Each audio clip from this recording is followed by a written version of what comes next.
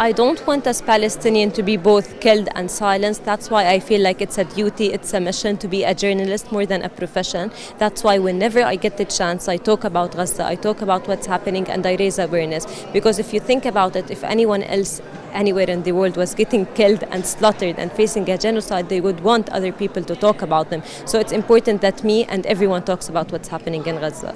Israel is trying to silence the truth, especially that international journalists aren't even allowed in Gaza. So the only people who can report about what's happening are local journalists, and they're getting killed. So whenever you see what's happening in Gaza and you think it's terrible and devastating and frustrating, just think about how much there's happening that you don't even see and have access to, because there isn't anyone to report it.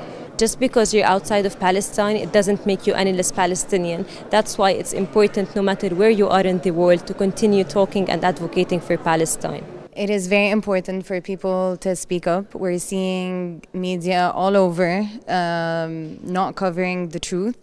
And especially when we see that there are journalists who are not allowed into Gaza, and therefore there's no proper reporting, and the reporters that are on ground are being targeted and killed. If it wasn't for the journalists on the ground, we wouldn't know what's happening in Palestine, or we'd have a very skewed look as to what's happening. Because if we were seeing journalists put more effort into creating headlines that are absolutely farcical, like for example saying Palestinians starved, who's starving them?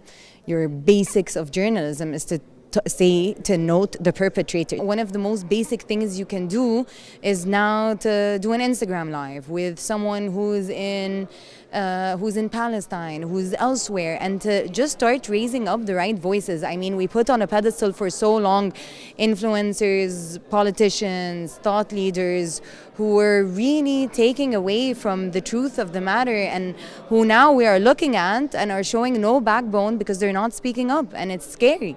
So instead of me moping about it, I can do something about it. So it is important to take that initiative.